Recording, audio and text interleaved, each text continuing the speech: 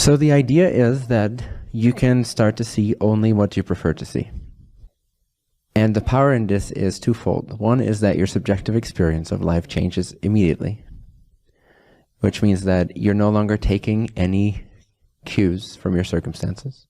You're no longer elaborating upon how it is you should feel, what it is you should decide upon, how it is you should live your life based upon the circumstances. Instead, what you feel is what you choose to see. What you see is what you choose to feel. So in other words, be your preference. See only your preference. And your preference can be anything, but it is always a frequency of consciousness. It is a state of being. So first of all, you need to know what you wish to experience. What do you wish to get out of life? What do you wish to paste onto it? How do you wish to color this picture? How do you wish to imagineer your creation? So you simply ask yourself the question. You take a moment, take 2 to 5 seconds to relax your mind. Take a deep breath. Give away all your ideas, your everyday thoughts. Just give them back to life. Just relax. And ask yourself, ask your heart, why it is you are here. If you could only experience one state of being for the rest of your life, if you could only experience one type of existence, one mode of being, only one, what would that be? If you had to give up everything else that you think you need or desire, if there would be only one state of being that you could be in all the time, what would it be? In other words, what's the highest for you? What's the most important? What's the most life-giving? What connects you the most to who you really are? What vibration, so to speak? In comparison to this, everything else should pale, should be almost rendered irrelevant. And it's okay if you have not given this any thought before, but do it now. If everything was about to be taken away from you, it's not, but don't worry. But if it was, and you could hold on to only one thing, one idea, one concept, one reality, one existence, one mode of being, one way of being yourself, only one thing, what would that be? What would be the most important to you? And when you find one such quality, one such frequency, one such state of being, you simply choose to experience that. You simply choose to feel that. So first you see it, first you picture it, and then you start feeling it. The longer you start seeing something, the longer you imagine something, the more you start feeling it. And the more you feel it, the more you become it. The more you start to exude it, the more you start to become that in your behavior, in your actions, in your state of being, in your speech, in your thought, in your beliefs. All these things, all these aspects of your personality, they start to reflect this chosen state of being. Whatever you choose to emit, and by emitting I simply mean being, whatever you choose to be in this moment, whatever you choose to see, to feel, and to be, everything else will start to warp itself around that.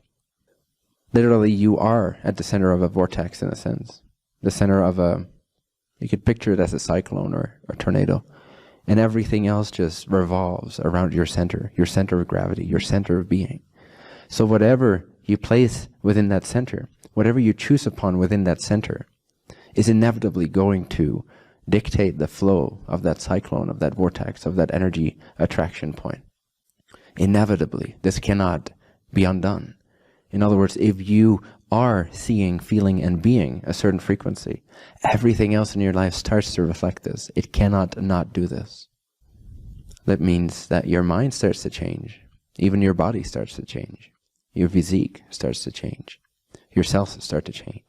Your environment starts to change. Your circumstances start to change. The people you hang out with start to change. The career choices or jobs or no jobs that you choose start to change. Now here's the important part. If you wish to truly bring this out into your reality, and again I shared this mostly last week, but I'll share it again. You have to, as you look around yourself, as you look around in your life, as you see the things that you see, as you see the people that you see, you have to be willing to paste that onto everything you see. You have to be willing to just not see what's actually there, which is just a thought, what we have suggested is actually there. We don't really know what's actually there, so it doesn't really matter. So instead of seeing what we think is actually there, which is just another type of thought, it's another type of pasting a certain state of being onto what is essentially neutral and empty, which is environment. When you paste your new frequency onto that, meaning you completely disregard what's going on, doesn't mean you become completely stupid. Of course, there's common sense. However, you're not taking your cue from what's occurring. You're not basing anything off of what other people would suggest is happening right now. You become fearless in a way. You become courageous. You become determined. You become bold. You become free. You anchor yourself first and foremost in the frequency of your choice. Tune into that. See it until you start feeling it. And when you feel it, you start to be it. You start to become it. You start to exude it. And then you bring that with you into everyday life.